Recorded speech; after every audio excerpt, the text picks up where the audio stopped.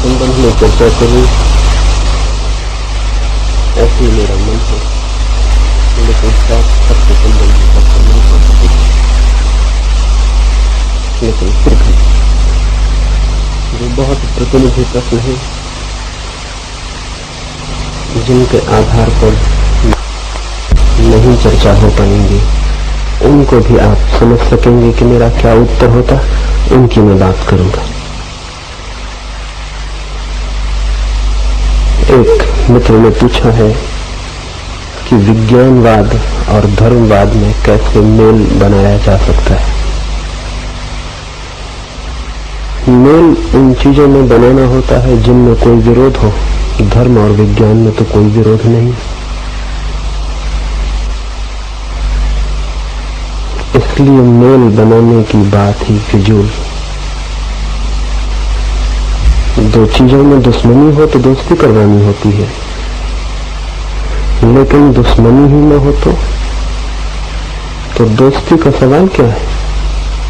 धर्म और विज्ञान में विरोध नहीं है, विज्ञान और अंधविश्वास में विरोध है, और अंधविश्वास धर्म नहीं है। अंधविश्वास को ही क्योंकि हम धर्म समझते रहे हैं, तो इसलिए कठिनाई खड़ी हो गई। अन्यथा धर्म से ज्यादा वैज्ञानिक तो और कोई चीज नहीं। विज्ञान तो एक पद्धति है, एक मेथड है सत्य की खोज का। जब इस पद्धति का हम उपयोग करते हैं पदार्थ के लिए तो साइंस जन्म जाती है, और जब उसी पद्धति का उपयोग करते हैं हम चेतना की खोज में तो धर्म जन्म जाता है। विज्ञान का एक प्रयोग साइंस है, दूसरा प्रयोग धर्म है। विज्ञान एक पद्धति है, साइंटिफिक एटीट्यूड, वैज्ञानिक दृष्टिकोण देखने का एक ढंग है। लेकिन ये प्रश्न इसीलिए उठाया होगा तुम्हारे मनों में क्योंकि जिसे हम धर्म कहते हैं वो विज्ञान से बड़े विरोध में मालूम पड़ता है। तो स्मरण रखना, वो धर्म ही नहीं है जो विज्ञान के विरोध में पड़ जाता हो, वो होगा कोई अंधापन, कोई सुपरस्टिशन। और अंधविश्वास विज्ञान के मार्ग में ही बाधा नहीं है, धर्म के मार्ग में भी बाधा है। इसलिए दुनिया में बह रही वैज्ञानिक रुचि उस सारे धर्म को जला के नष्ट कर देगी जो धर्म नहीं, और इस वैज्ञानिक क्रांति से गुजर जाने के बाद जो शेष रह जाएगा वही खरा सच्चा सोना होगा, वही धर्म होगा। विरोध नहीं है उन दोनों बातों में। और दुनिया के जो लोग सच में धार्मिक थे उनसे ज्यादा वैज्ञानिक आदमी खोजना कठिन। महावीर या बुद्ध या क्राइस्ट, इनसे ज्यादा वैज्ञानिक मनुष्य खोजना कठिन है। इन्होंने विज्ञान की खोज अपनी ही चेतना पर की, खुद के भीतर जो रहस्य छिपा है उसे जानना चाहा। रहस्य बाहर ही नहीं है, भीतर भी है। पत्थर कंकड़ में, पानी में, मिट्टी में ही रहस्य नहीं है, रहस्य मुझ में भी है, हमारे भीतर भी कुछ है। तो हम पदार्थ को ही जानते रहेंगे या उसको भी जो हमारे भीतर छुपी है चेतना, जीवन, जिसे हम अभी विज्ञान करके जानते हैं वो जो बाहर है उसे खोजता है, और जिसे हम धर्म करके जानते हैं वो उसे जो भीतर है। आज नहीं कल दोनों की खोज एक हो जाने वाली है। ये खोज बहुत दिन तक दो नहीं रह सकती। तब दुनिया में वैज्ञानिक पद्धति होगी, उसके दो प्रयोग होंगे, पदार्थ पर और परमात्मा पर। निश्चित ही तथाकथित धर्म इसके विरोध में खड़े होंगे। वो इसलिए खड़े होंगे कि हिंदू और मुसलमान, जैन और ईसाई, अगर विज्ञान का प्रयोग हुआ आत्मा के जीवन में भी तो ये सब नहीं बच सकेंगे। धर्म बचेगा, हिंदू नहीं बच सकेगा, मुसलमान, जैन, ईसाई नहीं बच सकेगा। क्योंकि विज्ञान जिस दिशा में भी काम करता है वही यूनिवर्सल पर, सार्वलौकिक पर पहुंच जाता है। कोई हिंदू गणित हो सकता है, या मुसलमान केमिस्ट्री हो सकती है, या ईसाई फिजिक्स हो सकती है। कोई हंसेगा अगर कोई ये कहेगा कि मुसलमानों की फिजिक्स अलग, हिंदुओं की अलग, तो हम हंसेंगे, हम कहेंगे तुम पागल हो। पदार्थ के नियम तो वही है, एक ही है सारी दुनिया में, सब लोगों के लिए। तो एक ही फिजिक्स है, न हिंदुओं की अलग है, न मुसलमानों की, न ईसाइयों की। धर्म भी कैसे अलग अलग हो सकते हैं? जब पदार्थ के नियम एक है तो परमात्मा के नियम कैसे अलग अलग हो सकते हैं?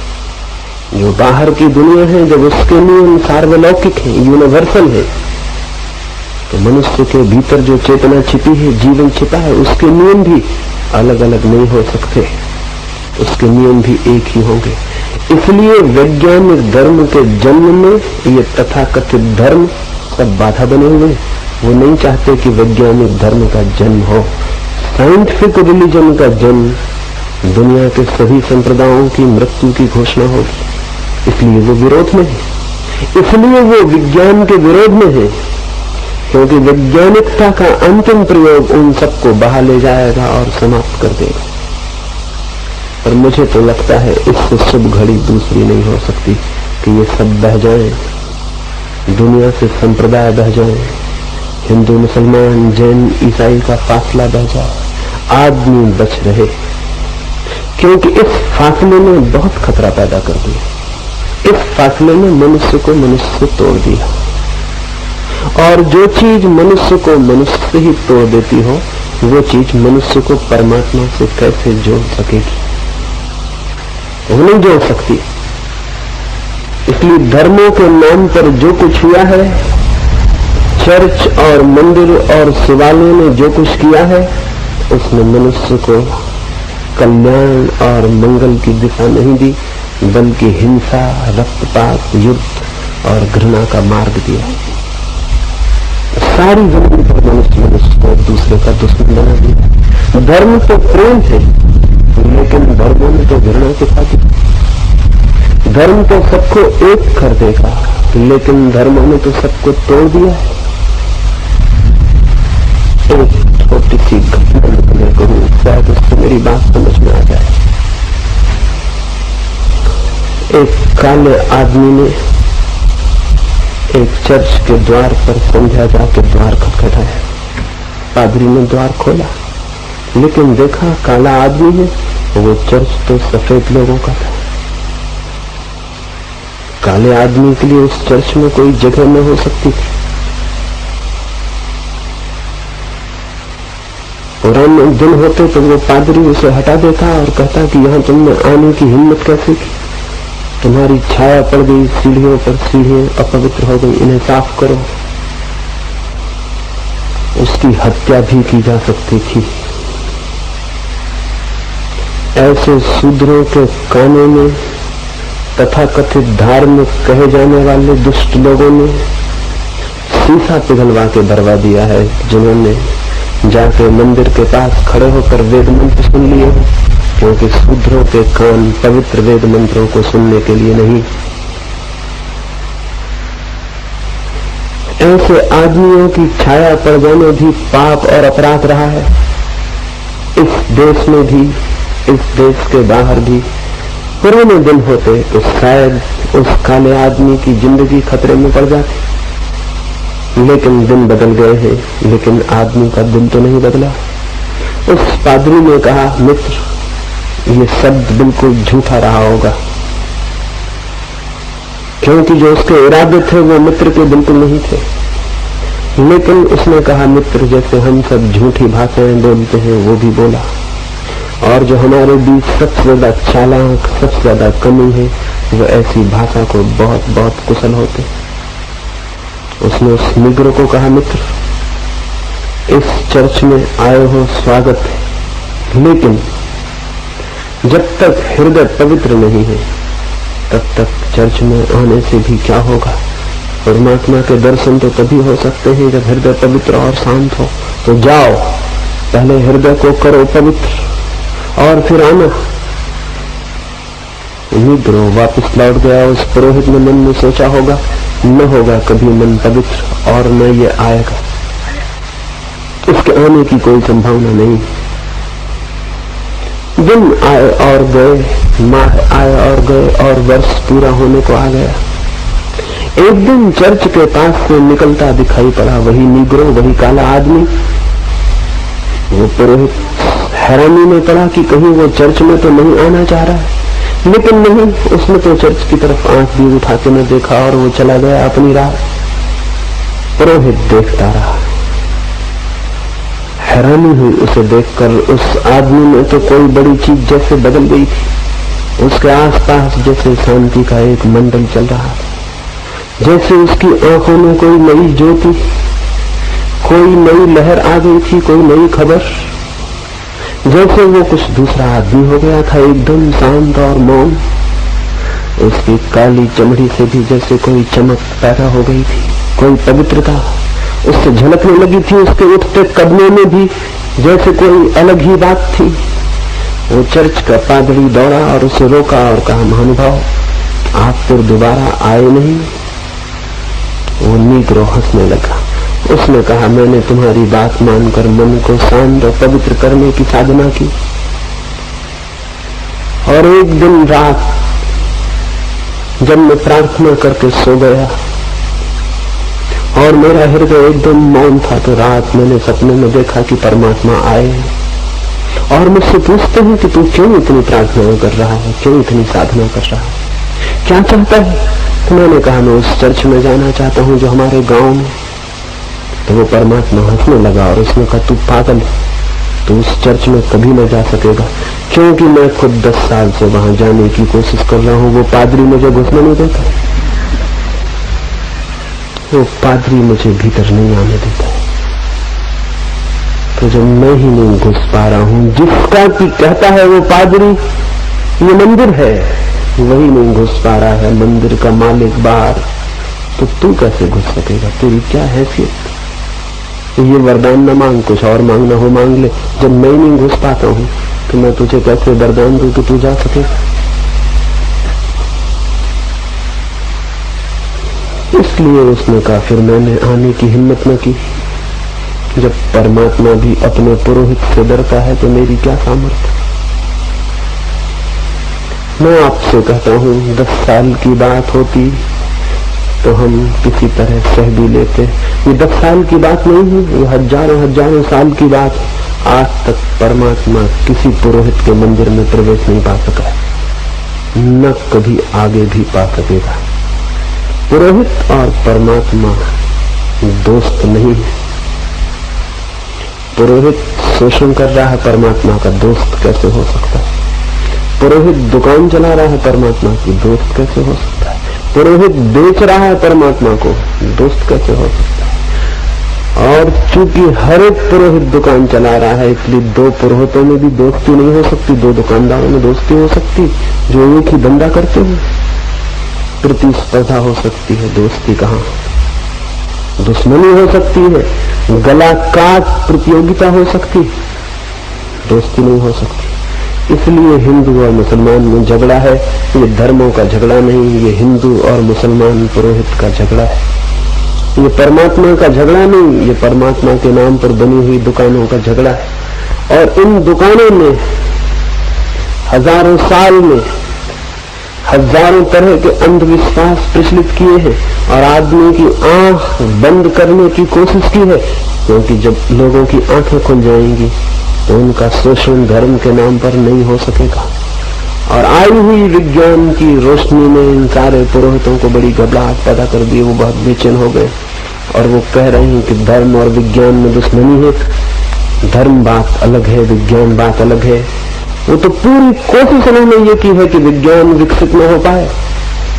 गलिलियो से लेकर आज तक धर्म का पुरोहित हर कोशिश कर रहा है कि विज्ञान विकसित न हो पाए, क्योंकि विज्ञान का हर बढ़ता हुआ कदम अंधविश्वास की मौत लाता है। लेकिन इससे धर्म को भयभीत होने का कोई भी कारण नहीं है। धर्म तो है सत्य, विज्ञान की हर जीत सत्य की जीत है। धर्म को उससे कोई नुकसान पहुंचने वाला नहीं। धर्मों को नुकसान पहुंचेगा, धर्म को नहीं। तो मैं निवेदन करूं, धर्म और विज्ञान के बीच मेल खोजने की भूल मत करना। अगर मेल करने की कोशिश की तो वो मेल धर्मों और विज्ञान के बीच होगा, जो कभी नहीं हो सकता। लेकिन धर्म और विज्ञान के बीच तो सदा से मेल है। वो तो एक ही सत्य के दो पहलू हैं। इसलिए उस संबंध में मैं नहीं बता सकता कि कैसे मेल हो सकता है, क्योंकि मुझे आज तक यही समझ में नहीं आ पाया कि कोई झगड़ा हुआ। एक छोटी सी घटना और दूसरे प्रश्न को मैं लूंगा। हेनरी थारो मरण शैया पर पड़ा हुआ था। कभी किसी ने उसे चर्च जाते नहीं देखा। कोई भला आदमी कभी नहीं जाता, भला आदमी था। कभी किसी ने उसे प्रार्थना करते नहीं देखा। कौन सज्जन आदमी कब प्रार्थना करता है? कभी किसी ने उसे बाइबल की पूजा करते नहीं देखा।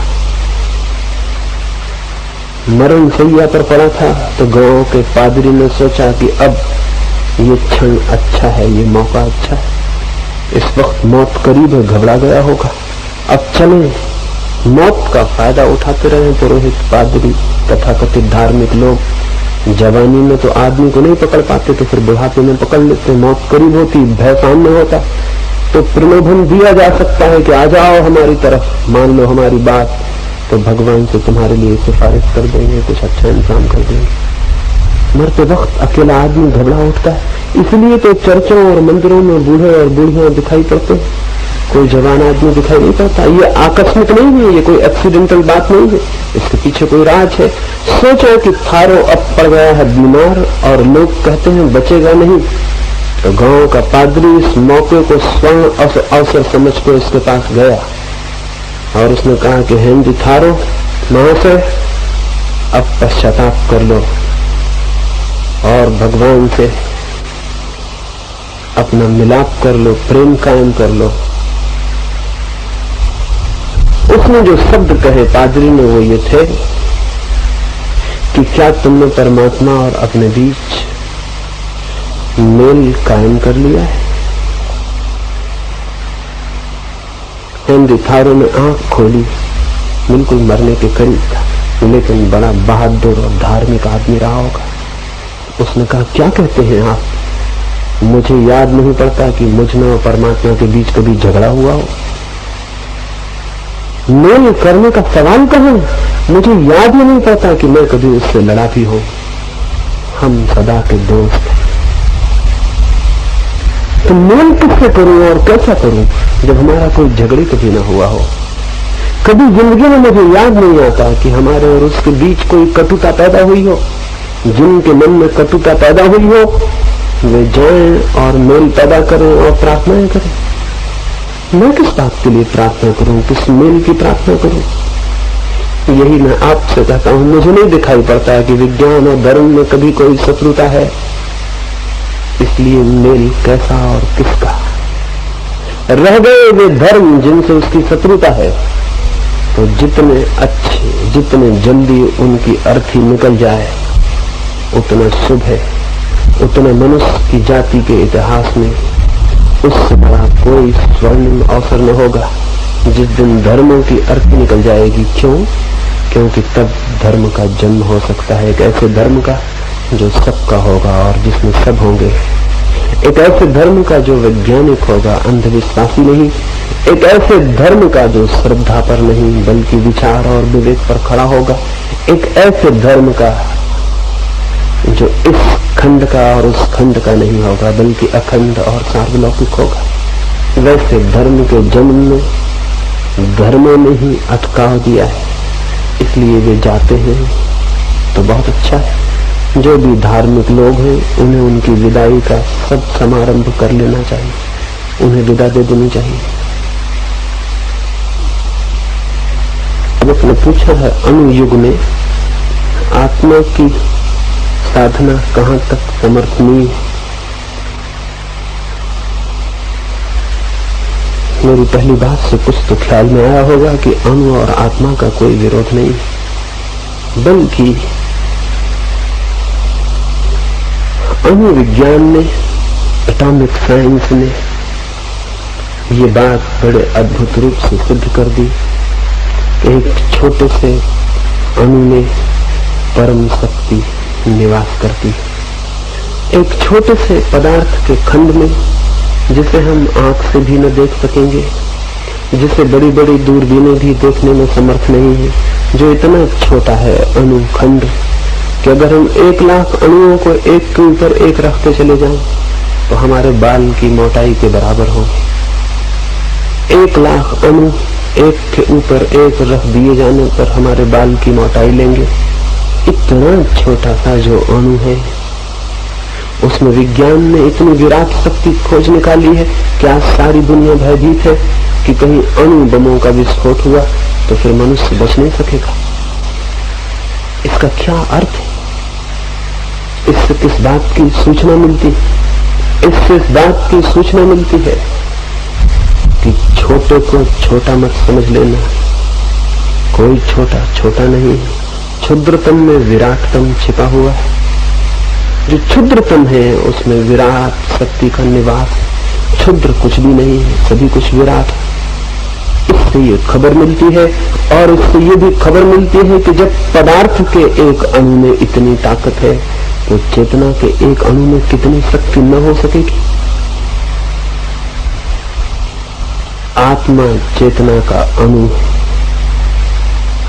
जैसे पदार्थ को हमने खोजते खोजते आखिरी जगह जाके अणु को पकड़ लिया है, वैसे ही जिन लोगों ने चेतना की खोज की है, खोज करते करते उन्होंने अंततः जाके आत्मा के अणु को पकड़ लिया। आत्मा इकाई है चैतन्य की और अणु इकाई है पदार्थ की। विज्ञान अणु पर पहुंचा है, धर्म आत्मा पर। दोनों की खोजें हैं, दोनों की खोजें बड़ी वैज्ञानिक है। और ऐसी दुनिया में जबकि अणु खोज लिया गया है, पूछा है मित्र ने कि आत्मा के साधना की क्या सार्थकता है, क्या समर्थता, क्या उसका समर्थन किया जा सकता है। अणु तक जब तक मनुष्य नहीं पहुंचा था तब तक अगर आत्मा को न भी जानता तो चल सकता था, अब नहीं चल सकेगा। क्योंकि पदार्थ की शक्ति जिस मनुष्य के हाथों में आ गई हो विराट, और अपने भीतर जो कुछ भी न जानता हो और अज्ञान से भरा हो, अज्ञान के हाथों में इतनी शक्ति खतरनाक ही सिद्ध हो सकती है। और क्या होगा? एक छोटे बच्चे को हम तलवार पकड़ा दें तो क्या होगा? ऐसे ही छोटे से बच्चे को जो आत्मा की दृष्टि से बिल्कुल बच्चा है, उस आदमी के हाथ में एटम आ गया है, क्या होगा? हिरोशिमा नागासाकी होंगे, युद्ध होंगे, आज नहीं कल सारी दुनिया को डुबाने का आयोजन होगा। मनुष्य के हाथ में उतनी ही शक्ति शुभ है जितनी उसके भीतर शांति हो। भीतर शांति न हो, बाहर शक्ति हो तो बहुत खतरनाक है ये मेल। और भीतर शांति पैदा होती है उसी मात्रा में जिस मात्रा में मनुष्य चेतना से परिचित होता है। बाहर शक्ति उपलब्ध होती है उसी मात्रा में जितना मनुष्य पदार्थ के अंतिम से अंतिम खंड को समझ पाता है। और भीतर शक्ति उपलब्ध होती है, शांति उपलब्ध होती है उसी मात्रा में जितना वो स्वयं की अंतिम से अंतिम गहरी से गहरी अवस्था को समझ पाता है। तो अब तो बहुत जरूरी है, अगर आदमी ने आत्मा को न समझा तो अणु को समझना बहुत महंगा पड़ जाने वाला है। इस नासमझ आदमी के हाथों में अणु सिवाय आत्मघात के और कुछ भी न बन सकेगा। शायद तुम्हें अंदाज भी न हो कि हमने अपने आत्मघात की बड़ी तैयारी कर रखी है। 50,000 उज्जैन बम हमने बना रखे। ये उज्जैन बम बहुत ज्यादा है। एक जमीन बहुत छोटी है, इस तरह की 7 जमीनों को बिल्कुल नष्ट कर देने के लिए काफी। आदमी की संख्या तो बहुत थोड़ी है, अभी कोई 3-3.5 अरब। इससे 7 गुने आदमी हो तो उन सबको मारने का हमने इंतजाम कर रखा है। अगर आदमी के भीतर कोई शांति का सुराख नहीं खोजा जा सका तो क्या होगा? ये सारी तैयारी का क्या होगा? एक राजनीतिज्ञ पागल हो जाए। और मजे की बात यह है कि बिना पागल हुए कोई राजनीतिज्ञ कभी होते ही नहीं। और अगर एक राजनीतिज्ञ पागल हो जाए तो सारी दुनिया के विनाश की ताकत उसके हाथ में है। और राजनीतिक को हम भली भांति जानते हैं कि ये किस तरह का आदमी होता है। दुनिया अच्छी होगी तो इस तरह के आदमी का हम चिकित्सालय में इलाज करवाएंगे, लेकिन अभी हम उसको मुख्यमंत्री बनाते, प्रधानमंत्री बनाते। हमारे बीच जो आज सबसे रुग्ण मस्तिष्क का आदमी है, उसके हाथ में सबसे ज्यादा ताकत है, और उस ताकत के पास विज्ञान में अणु की शक्ति देती है। अब क्या होगा? अमेरिका का एक राजनीतिक गुस्से में आ जाए, रूस का एक राजनीतिक गुस्से में आ जाए, क्या होगा? उसका गुस्सा सारी दुनिया की मौत बन सकता है। उसके हाथ में अपरिसीम ताकत मिल गई। इस ताकत के विरोध में सारे जगत में आत्मिक शक्ति का आविर्भाव होना चाहिए, नहीं तो मनुष्य के जीवन के दिन बहुत इने गिने हैं। ये जिंदगी बहुत दिन चलने वाली नहीं है। तैयारी हमारी पूरी हो गई है, विस्फोट किसी भी दिन हो सकता है। इसलिए ये मत पूछो कि अणुयुग में आत्मा की साधना की क्या सार्थकता। पुराने दिनों में आत्मा न भी साधी दाती तो चल जाता, लकड़ी वगैरह से लड़ाई करनी पड़ती थी, तीर भाले चलाने पड़ते थे, कुछ बड़ा खतरा नहीं था, हिंसा बहुत सीमित थी, अशांत आदमी के पास बहुत बड़ी ताकत नहीं थी। लेकिन आज तो बहुत बड़ी ताकत है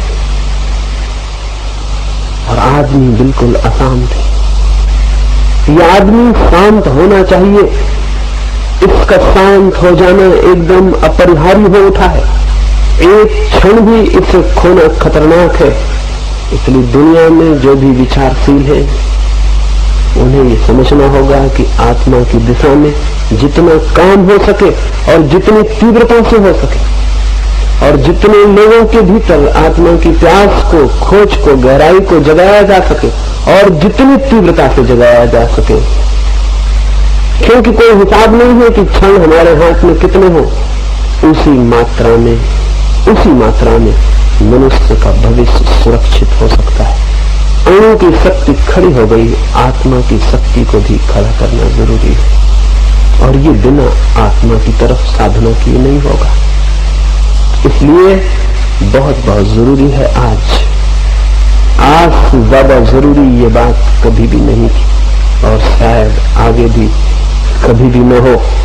ये क्षण शायद मनुष्य के जीवन में सबसे बड़े संकट के, सबसे बड़ी क्राइसिस के दिन।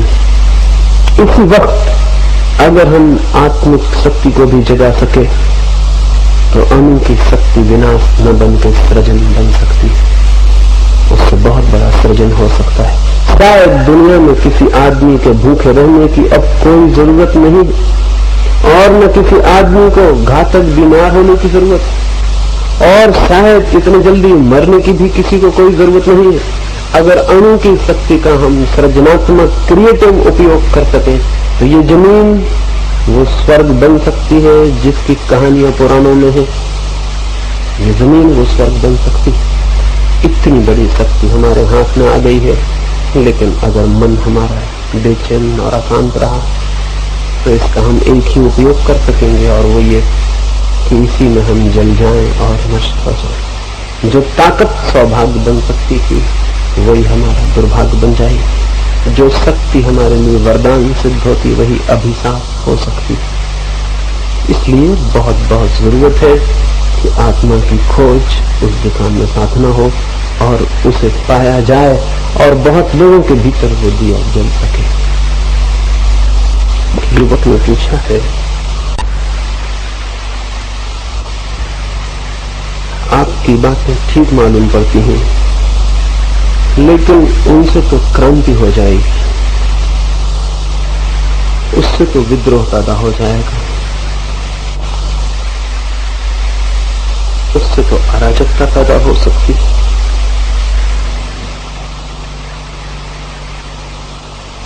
अगर हम ठीक से देखें तो हमारे समाज में जितनी अराजकता है, जितनी अनारकी है, इससे ज्यादा भी अनारकी किसी समाज में कभी हो सकती है। ये समाज जितना बीमार और रुग्ण, जितना अशांत अभिशापग्रस्त है, कोई और समाज भी इससे ज्यादा अभिशापग्रस्त हो सकता है। क्या है इसमें जो बचाने जैसा है? क्या है इसमें? सब कुछ सड़गल गया, सब कुछ कुरूप हो गया, तो घबराहट क्या है? अगर कोई बात ऐसी मालूम पड़ती हो कि उससे क्रांति हो जाए। क्रांति तो चाहिए, परिवर्तन तो चाहिए। जो समाज परिवर्तित होना बंद कर देता है वो असल में जीवित ही नहीं रह जाता। परिवर्तन तो रोज, जितना जीवित समाज होगा उतने तीव्र परिवर्तन होते हैं उसके भीतर। जितना जीवंत होता है प्रवाह, उतनी ही दूर की यात्रा करता है, उतने ही नए पथों को खोजता है। क्रांति तो जीवन है, उससे क्या घबराना। और युवक होकर कोई ऐसी बात करे कि क्रांति हो जाएगी और डरे, तो उसे समझ लेना चाहिए वो बूढ़ा हो चुका है, वो युवक नहीं है।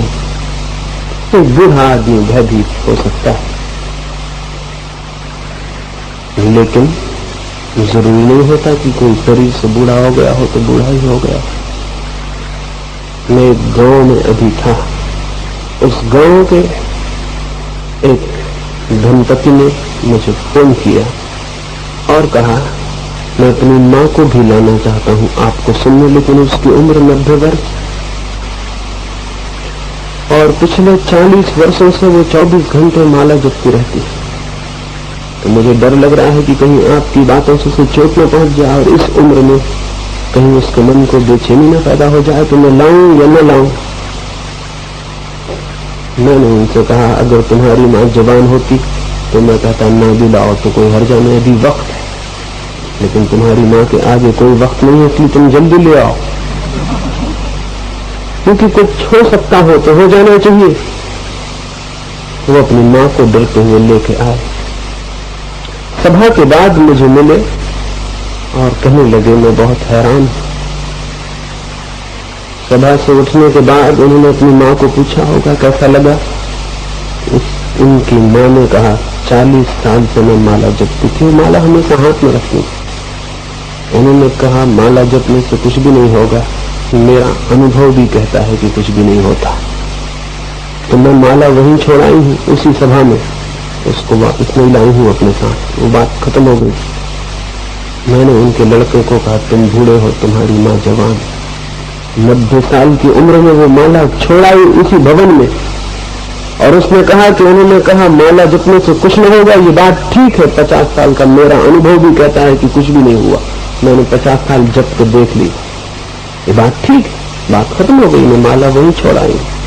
इस स्थिति को कोई बूढ़ा कह सकता, लेकिन जवान आदमी जब विद्रोह और क्रांति से डरे तो उसे कोई जवान कहेगा।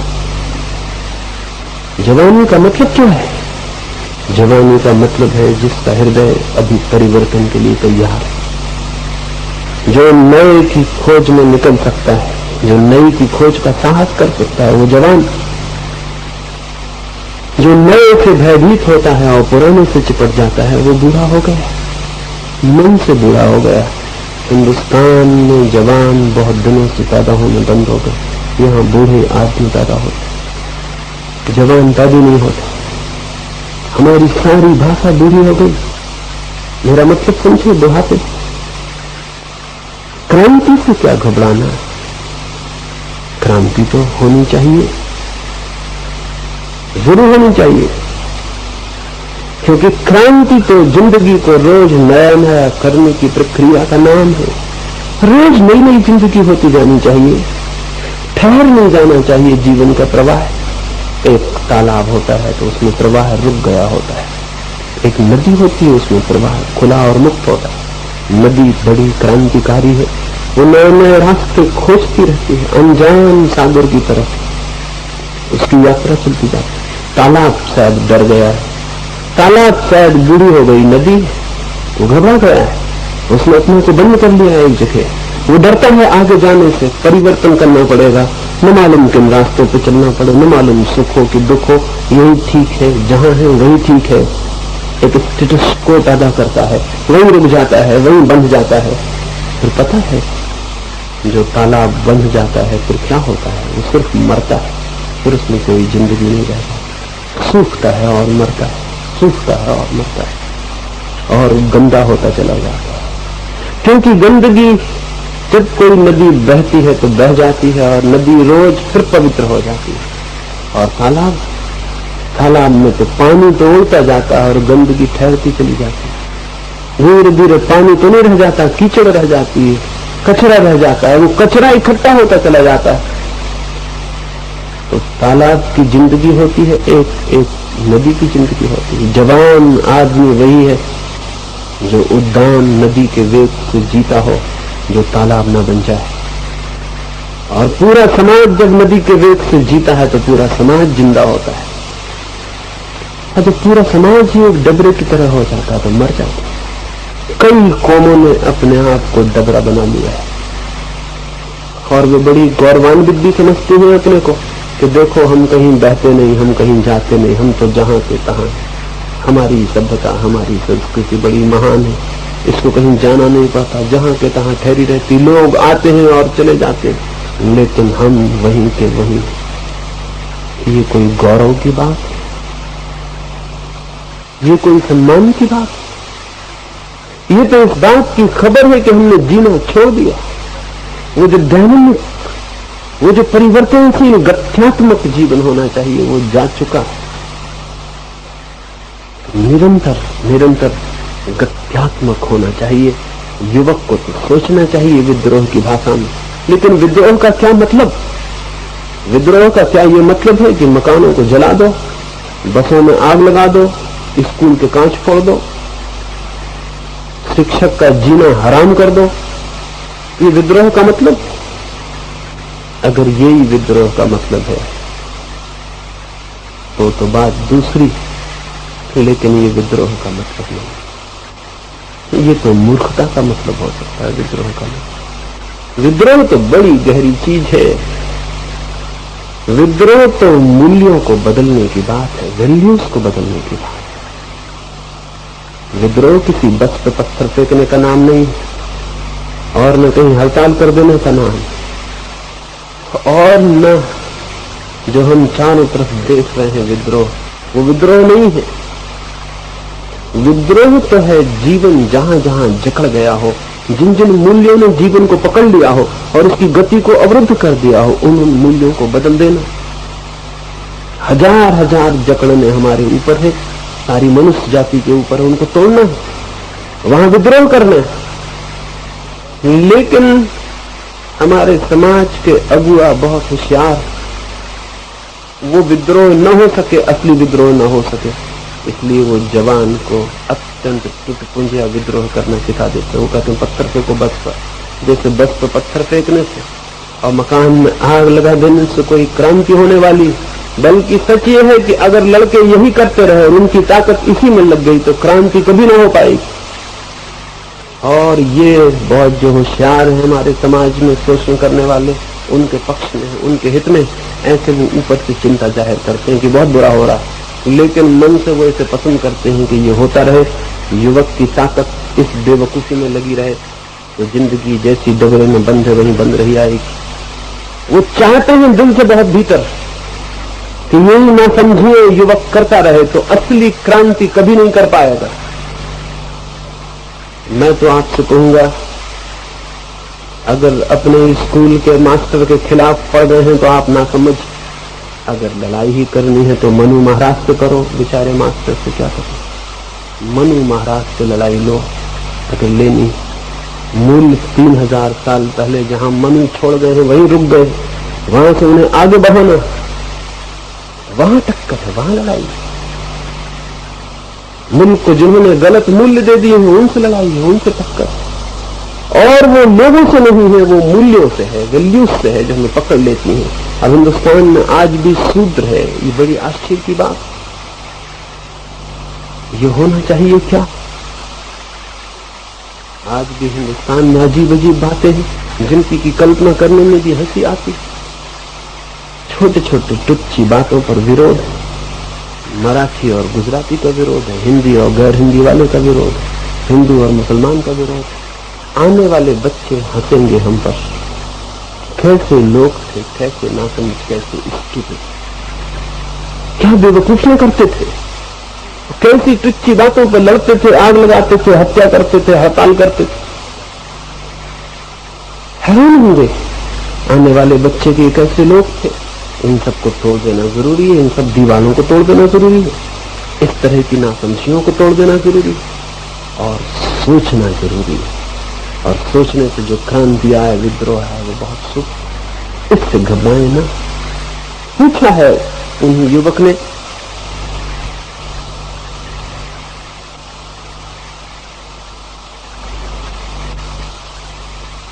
ऐसा जो विद्रोह है, ऐसी जो क्रांति है, ऐसा जो इंकलाब, ऐसा जो परिवर्तन, वो लाने के लिए एक अंधा विवेकहीन युवक कुछ भी नहीं कर सकेगा। चाहिए बहुत विचार से जागृत, बहुत होश से भरा हुआ, बहुत विवेक से भरा हुआ, बहुत सावधान। उतनी सावधानी और विचार से अगर युवक भरेगा तो क्रांति होगी और उस क्रांति से हित होगा, मंगल होगा। सभी क्रांतियों से मंगल नहीं हो जाता है। अगर क्रांति करने वाला बेहोश है, नासमझ है, तो केवल तोड़ फोड़ करता है, बना कुछ भी नहीं पाता। असली क्रांति वो नहीं जो केवल तोड़ती है, असली क्रांति तो वो है जो इसलिए तोड़ती है ताकि कुछ बनाया जा सके, जो इसलिए मिटाती है ताकि कुछ निर्मित किया जा सके, जो जमीन को इसलिए खाली करती पुराने से ताकि नए का भवन खड़ा हो सके। लेकिन विवेक शून्यता केवल तोड़ती है, विवेक निर्मित करता है। तो वो विवेक चाहिए, उस विवेक की जागृति चाहिए, वो विचार करने से जीवन के संबंध में पैदा होगी। हम तो विचार करते नहीं हैं, हमने तो मान रखी हैं बातें जो किसी ने कह दी हैं, और जब भी हम मान लेते हैं और विचार नहीं करते तो हमारे भीतर विवेक कैसे पैदा होगा। हम हजारों साल से कोई बात कह दी जाती है और हम मानते चले जाते हैं, न हम संदेह करते, न हम विचार करते, न हम ठिठक के खड़े होते और पूछते कि ये क्या है, ये सच है, ये ठीक है। हमारा युवक भी नहीं सोच रहा है।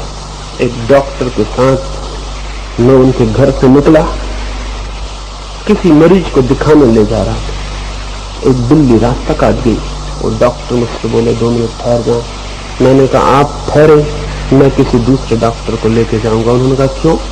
मैंने कहा जो डॉक्टर बिल्ली के काटने से रुकता है उसकी डॉक्टरी को मुझे शक होगा।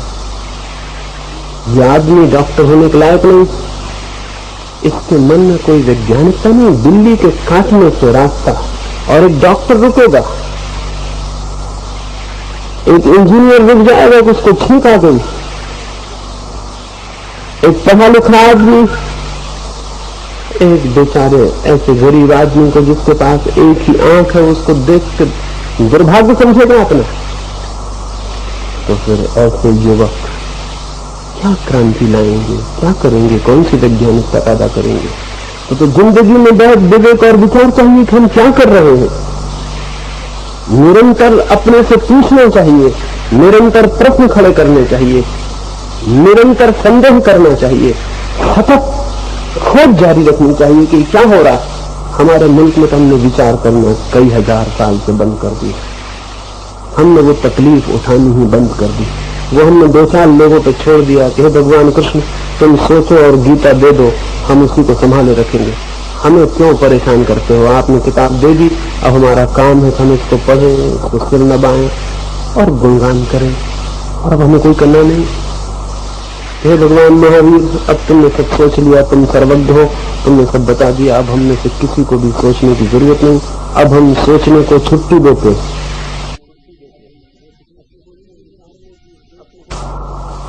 अब सोचने विचारने की देश में कोई जरूरत नहीं है, क्योंकि सर्वज्ञ हो चुके और उन्होंने जो कह दिया वो पूरा हो गया। इस नासमझी का हम फल भोग रहे, उसकी वजह से हमारे मुल्क में कोई विवेकपूर्ण क्रांति नहीं पैदा हो पा रही, क्योंकि हमने सब छोड़ दिया किसी और पर। जो आदमी सोचने तक दूसरे पे छोड़ दे, उससे अभागा कोई आदमी हो सकता है। फिर उसके पास बचा क्या आदमी कहने लायक? सोचने की ही ताकत थी जो उसे मनुष्य बनाती थी, वही उसने त्याग दी। अब वो केवल एक अनुकरण करने वाला, पीछे चलने वाला हो गया। तो मैं तुमसे प्रार्थना करूंगा, निश्चित ही विद्रोही बनो, लेकिन तुम्हारा विद्रोह विवेक पर खड़ा हो, निरंतर विचार से जन्मे, तो तुम्हारे विद्रोह से अहित नहीं होगा, मंगल सिद्ध होगा, सबका हित होगा। और हर चीज पर विद्रोह की जरूरत है, कुछ ऐसा नहीं कि किसी एक बात पर।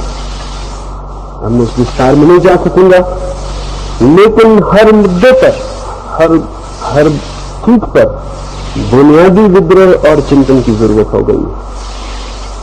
पूछना जरूरी हो गया है खुद से। असल में कोई भी कौम बार बार पूछ लेती है, बार बार नापजोक कर लेती है, नहीं तो भूल में पड़ जाती है। एक छोटा बच्चा है, उसके लिए हम कपड़े बनवाते हैं, फिर जवान हो जाए और वही कपड़े पहने रहे, तो या तो हम उसको पागल कहेंगे कि आदमी पागल है।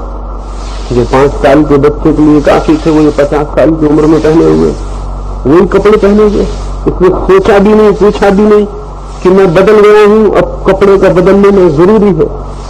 रोज जिंदगी बदल रही है, रोज समय बदल रहा है, जीवन की धारा रोज रोज नई नई जगहों को पार कर रही है, नई समस्याएं हैं, नए प्रश्न हैं, और हम पुराने कपड़े में ही कैद। और हमने जिद कर रखी है कि अगर गड़बड़ है तो आदमी को काट छांट के छोटा कर दो, लेकिन हम कपड़े नहीं बदलेंगे। आदमी के पैर थोड़े छोटे कर दो, हर्जा क्या है? थोड़े हाथ काट के छोटे कर दो। इसको कहो कि थोड़ा व्यायाम करो, प्राणायाम करो, छोटे बने रहो, बड़े मत बनो। इसको ही समझाओ कि आसन करो वगैरह करो, लेकिन कपड़े ये ठीक रहेंगे, तुम छोटे रहो, तुम बड़े मत हो जाओ। यह आदमी की गलती है कि अगर ये बड़ा होता है तो बदलता है, तो कपड़े की क्या गलती? कपड़ा तो बेचारा बहुत अच्छा है। और पूर्वज जिस कपड़े को बना गए, बेटों का फर्ज है कि उसी को पहने रहे, यही उनका कर्तव्य है, यही पिताओं के प्रति उनकी आदर भावना है, श्रद्धा। ये आदर है, ये श्रद्धा है। अगर वे बाप दादे वापस लौट आए तो ऐसे नालायक बच्चों को देख के हैरानी से भर जाएंगे कि हमने जो कपड़े इनके बचपन के लिए बनाए थे, ये बुढ़ापे में पहने हुए। अगर वो वापस लौट आए तो हैरान होंगे कि ये कैसे लोग, हमने 3000 साल पहले जो बात कही थी, ये उसको पकड़ कर भी बैठे हुए, 20वीं सदी में भी वही चलाया जा रहा है। सिर पीट लेंगे अपना हमारे नाम पर, और हम सोच रहे हैं हम उनको आदर दे रहे हैं। जिंदगी रोज बदल जाती है, जिंदगी की समस्याएं बदल जाती हैं, इसलिए समाधान बदलने पड़ते हैं। कौन बदलेगा? ये विचारशील युवक चाहिए जो सोचे, देखे और बदले। तो क्रांति से भयभीत होने की जरूरत नहीं, उसका तो स्वागत जरूरी है। तो एक युवक ने पूछा है कि पाकिस्तान से लड़ाई के वक्त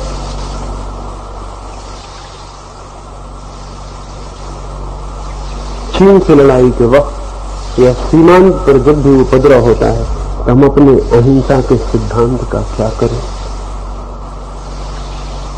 सिद्धांतों को आग जला के उसमें डाल देना चाहिए।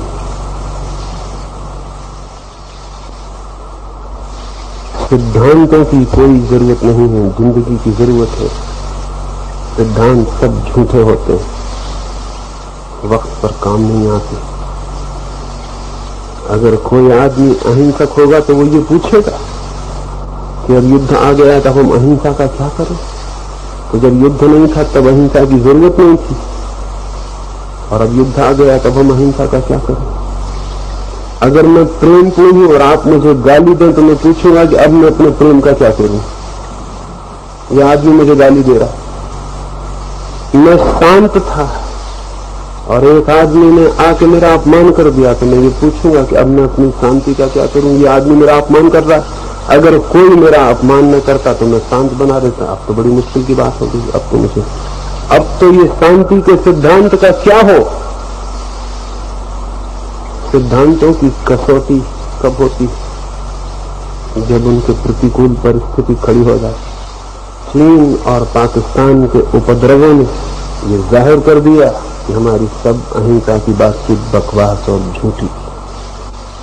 इस सत्य को हम नहीं देखेंगे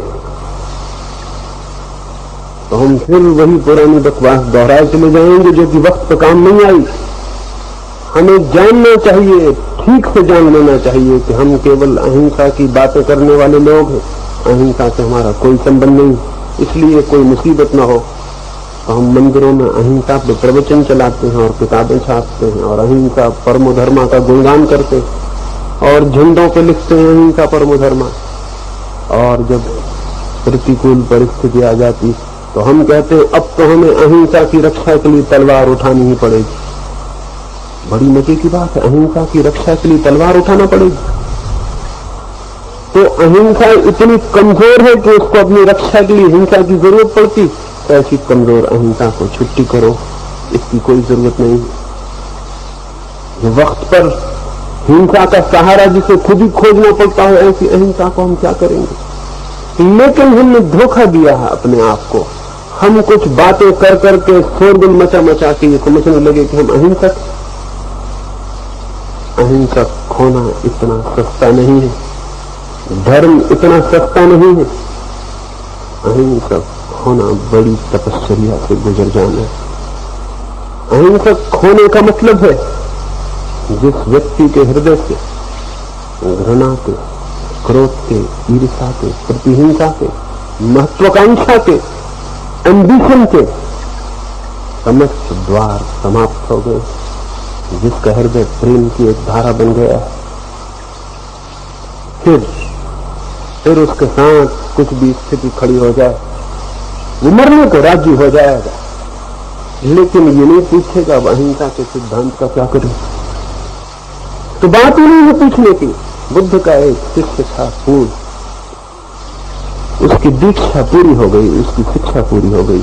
उसने बुद्ध से कहा अब मैं जाऊं और आपने जो प्राणवंत संदेश मेरे हृदय में फूका है मैं उसकी खबर दूर हवाओं तक पहुंचा दूं, दूर किनारों तक जमीन के। बुद्ध ने कहा जरूर जाओ, लेकिन इसके पहले कि तुम जाओ मैं कुछ पूछना चाहता हूं। कहां तुम जाना चाहते हो? किस प्रदेश में? बिहार का एक छोटा सा इलाका था सूखा। उसने कहा मैं सूखा की तरफ जाऊंगा, वहां अब तक कोई भी भिक्षु नहीं गया। बुद्ध ने कहा वहां न जाओ तो अच्छा है, तुम युवा हो, अभी नए हो, कहीं और जगह चल दो तो अच्छा है। पूर्ण ने कहा क्यों ऐसा कहते हैं? बुद्ध ने कहा वहां के लोग बहुत बुरे, हो सकता है तुम जाओ वो गाली गलौज दे, बुरे भले शब्द कहे तो तुम्हारे मन को क्या होगा? पूर्ण ने कहा ये भी आप मुझसे पूछते हैं? अगर वे मुझे गाली देंगे, अपशब्द कहेंगे, अपमान करेंगे तो मेरे मन को होगा भले लोग हैं, सिर्फ गाली देते हैं, इतना ही क्या कम है, मारपीट भी तो कर सकते। बुद्ध ने कहा और ये भी हो सकता है कि वे मारपीट करें, फिर क्या होगा? तो पूर्ण ने कहा होगा मेरे मन को भले लोग हैं, सिर्फ मारते हैं, मार भी तो डाल सकते थे। बुद्ध ने कहा अंतिम बात और पूछे लेता हूं, फिर कुछ भी नहीं पूछूंगा। और अगर उन्होंने तुम्हें मार ही डाला तो मरते क्षण में तुम्हारे मन को क्या होगा? पूर्ण ने कहा धन्यवाद दूंगा उन लोगों का, भले लोग हैं, उस जीवन से छुटकारा करवा दिया जिसमें कोई भूल चूक हो सकती। बुद्ध ने कहा अब तुम कहीं भी जाओ, अब सारा जमीन तुम्हारा घर है और सब तुम्हारे मित्र हैं, क्योंकि जिसके हृदय में ऐसी अहिंसा का जन्म हो गया हो उसका कोई भी शत्रु नहीं। उस आदमी को तो हम अहिंसक कह सकते हैं, लेकिन अहिंसा परम धर्म की जय लगाने वालों को नहीं। बेईमान अपने आप को धोखा देने का हम बहुत रास्ता खोज लेते हैं, हम बहुत बेईमान। अहिंसा का नारा लगाते हैं, हिंसा भीतर सुलगती रहती, उसी सुलगने की वजह से जोर जोर से नारा लगाते हैं। वो जो भीतर सुलग रही है हिंसा, वो जो भीतर चल रहा है क्रोध, वो जो भीतर उबल रही है सब कुछ, और जोर जोर से नारा लगाते हैं और जोर जोर से कूदते हैं, झंडा उठाते हैं। और अगर पड़ोस में कोई दूसरा झंडा उठा ले और तुमसे जोर से नारा लगाने लगे तो तुम दोनों में झगड़ा भी हो सकता है कि हम श्वेतांबर अहिंसावादी हैं, तुम दिगंबर अहिंसावादी। ये नहीं चल सकता। हम और हैं, तुम और हो, आ जाओ, फिर कौन सबसे बड़ा अहिंसावादी, इसको सिद्ध करना पड़ेगा। तो अदालत में भी जा सकते हैं, लकड़ी भी चला सकते हैं, हिंसा भी कर सकते हैं, क्योंकि अहिंसा की रक्षा के लिए इन सबकी जरूरत पड़ जाती है। ये हम सब कर सकते हैं। ये कोई अहिंसा नहीं, सब झूठी बातचीत और बहुत झूठी बातचीत में हम पड़े रहे। और जब तक इस झूठी बातचीत में हम पड़े रहेंगे, दुनिया में अहिंसा का कैसे जन्म हो सकेगा? एक दुनिया चाहिए जिसमें अहिंसा का जन्म हो। जरूर चाहिए, बिना अहिंसा के मनुष्य का कोई हित नहीं है, कोई मंगल नहीं है। लेकिन कौन लाएगा ये अहिंसा? अहिंसा की बातचीत करने वाले लोग, या वे लोग जो अपने हृदय को एक प्रेम की क्रांति से गुजर जाने के। अहिंसा सिद्धांत नहीं है, अहिंसा तो जीवंत प्रेम का नाम है। सिद्धांत की मत पूछे, सिद्धांतों से क्या लेना देना है? सिद्धांत किसके काम पड़ते? जीवंत प्रेम का नाम है अहिंसा। उसे अपने भीतर पैदा होने दे, और वो जिस दिन पैदा हो जाएगी उस दिन आपके लिए कोई पाकिस्तानी नहीं है, कोई चीनी नहीं। कि अहिंसक के लिए कोई अपना देश नहीं, कोई पराया देश नहीं। जो ये न कहता है कि भारत पर पाकिस्तान का हमला हुआ, बल्कि जो ये कहता है कि भारत और पाकिस्तान की लड़ाई दुर्भाग्यपूर्ण है। जब हम कहते हैं भारत पर हमला हुआ, तो हम भारत के हो जाते हैं और दूसरा हमलावर हो जाता है। दुनिया में ऐसे लोग चाहिए जो हर झगड़े को गृह युद्ध के रूप में देखे, एक दूसरे के ऊपर हमले की शक्ल में नहीं। जैसे घर के दो आदमी लड़ पड़े हो, उस तरह से देखे। जो आदमी अहिंसक है वो ऐसे ही देखेगा कि घर के दो लोग लड़ रहे हैं, एक गृह युद्ध हो रहा है, पाकिस्तान और हिंदुस्तान के भाई लड़ रहे हैं। कोई इस तरह देखेगा जिसके मन में अहिंसा है, और वैसा आदमी युद्ध समाप्त हो इसका मार्ग खोजेगा, इसके लिए श्रम करेगा। हो सकता है इसके लिए उसे मरना भी पड़े तो मरेगा। इस भाषा में वो नहीं सोचेगा कि मेरे देश पर हमला हो गया तो अब अहिंसा के सिद्धांत का क्या करे। जो आदमी कहता है मेरा देश, उसने तो हिंसा को स्वीकार कर लिया। ये मेरा और दूसरे का देश हिंसा के आधार पर खड़ी की गई सीमाएं, सब दुनिया की सीमाएं, वायलेंस की, हिंसा की सीमाएं। प्रेम की कोई सीमा होती?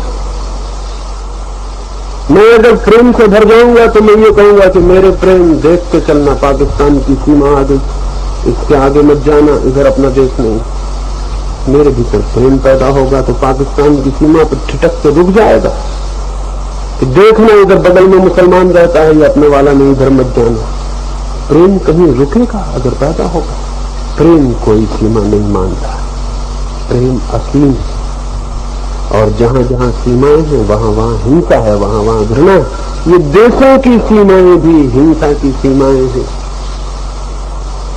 इसलिए अहिंसक देश को स्वीकार नहीं करता, और न अहिंसक किसी देश का नागरिक हो सकता है।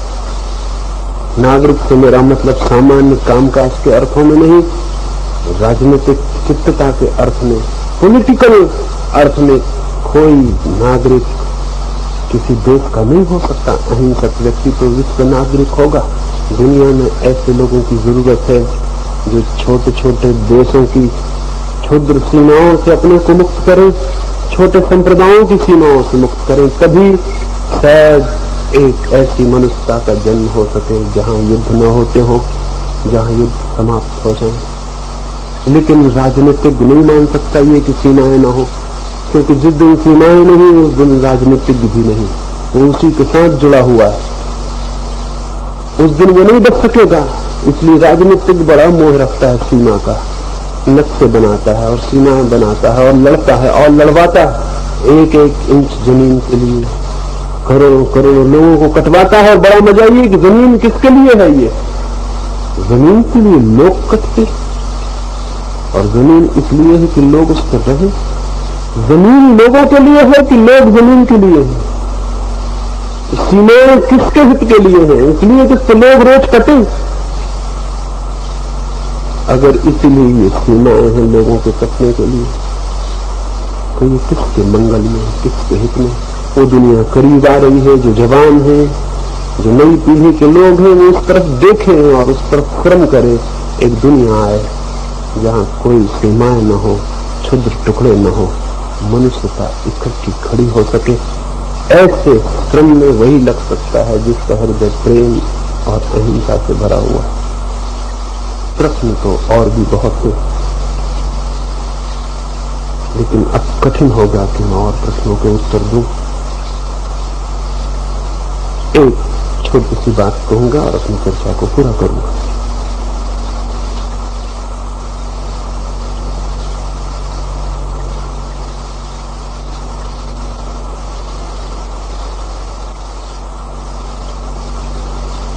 एक युवक ने पूछा है, पूरब के ऊपर पश्चिम का प्रभाव पड़ रहा है, क्या ये शुभ है? अध्यात्म के ऊपर भौतिकता का प्रभाव पड़ रहा है, क्या ये शुभ है? एक छोटी सी कहानी में अपनी चर्चा पूरी कर दूंगा। रोम में एक बादशाह बीमार पड़ा, उसकी चिकित्सा होनी कठिन हो गई, वो मरने के करीब आ गया। इसके चिकित्सकों ने अंत तक और तब तो हर घर यही बात सुनाई पड़ने लगी। वजीर घबराया, सांस में भाग के नौकर से उसने कहा, अब क्या होगा? उस नौकर ने कहा, मैंने तो पहले ही समझ लिया था कि ये इलाज बहुत कठिन मालूम होगा, क्योंकि जब आपने ये सुना तो आप खुद अपना कोट लेकर नहीं आए और दूसरे के घर कोट पूछने गए। आप बड़े वजीर हो राजा के, तभी मैं समझ गया था कि ये कोट मिलना मुश्किल है, क्योंकि ये आदमी को खुद ये ख्याल नहीं आता कि मेरा कोट काम आ जाए। वजीर ने कहा, लेकिन कोट तो मेरे पास बहुत है, समृद्धि भी बहुत, लेकिन शांति कहां? फिर तो साफ था कि कोट नहीं मिला, लेकिन दिन के उजाले में कैसे जाए राजा के पास, क्या मुंह लेकर? रात हो गई, सूरज ढल गया तो वजीर चला, चुपके अंधेरे में जाके राजा के पैरों पर सिर रख के रो लेगा कि नहीं, ये इलाज नहीं हो सकता। नहीं कोई आदमी मिलता जो सुखी भी हो और शांत भी। समृद्ध लोग हैं लेकिन वे शांत नहीं। महल के पास नदी के किनारे धीरे धीरे चलता था, डरा हुआ भयभीत, क्या मुंह लेके जाएगा? तभी सुनाई पड़ी उस पार से बांसुरी की आवाज। कोई बहुत बहुत मधुर स्वरों में गीत गाता था, बड़ी शांति थी उन स्वरों में। एक आशा बंधी, उसके पैर वापस लौट पड़े, वो भागा हुआ उस आदमी के पास पहुंचा, सोचा शायद ये आदमी शांत मालूम पड़ता, शांत हृदय से ही ऐसा संगीत पैदा हो। उसके पास गया, हाथ जोड़ के अंधेरे में खड़ा हो गया। जैसे ही उसने बांसुरी बंद की, उसने कहा कि मेरे मित्र कृपा करो और देखो, इंकार मत कर देना, मैं बहुत द्वारों से इंकार पा चुका हूं, राजा मरणासन है, बचा लो उसे, तुम्हारे कोट की जरूरत है। चिकित्सक ने कहा है, किसी शांत और समृद्ध आदमी का कोट मिल जाए, तुम शांत हो लो, देखो ना मत करना। उस आदमी ने कहा कि मैं बिल्कुल शांत हूं और मैं अपने प्राण भी दे सकता हूं बचाने के लिए, लेकिन अंधेरे में तुम देख नहीं रहे, मैं नंगा बैठा हुआ हूं, कोट मेरे पास नहीं। राजा उस रात मर गया। कुछ लोग मिले जिनके पास कोट थे लेकिन शांति नहीं। एक आदमी मिला जिसके पास शांति थी लेकिन वो नंगा। राजा मर गए। अब तक दुनिया में ऐसी ही हालत रही है। पूरब के मुल्कों ने शांति की खोज की, कोट खो दिया। पश्चिम के मुल्कों ने कोट के ढेर लगा लिए, शांति खो दी और आदमी मरणासन है। और मैं कहता हूं कि किसी ऐसे आदमी का कोट चाहिए जो शांत भी हो, सुखी भी हो, तो आदमी बच सकेगा, नहीं तो अब आदमी मरेगा। अब ये पूरब पश्चिम के झगड़े मत खड़े करो, ये भौतिक और अध्यात्म का भेद मत खड़ा करो।